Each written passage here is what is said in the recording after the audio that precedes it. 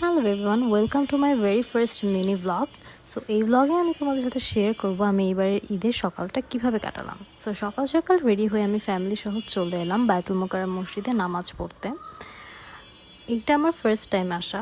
এর আগে অনেককে দেখেছি বা শুনেছি, বাট কখনো আসা হয়নি। এই প্রথম আসলাম, ভালোই লাগলো। চারপাশে সবাই অনেক বেশি হ্যাপি ছিল, যেহেতু ঈদের দিন, ঈদের আমেজটা অনেক বেশি ছিল।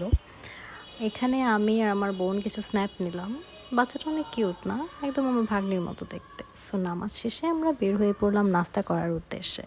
যেহেতু ঈদের সকাল ছিল, ম্যাক্সিমাম দোকানপাট বন্ধই ছিল। অনেক কষ্টে আমরা একটা প্লেস পেলাম যেখানে নাস্তা করব। আমরা বসলাম নাস্তা করতে, ওয়েট করছিলাম নাস্তার জন্য, কিছু স্ন্যাপ নিলাম।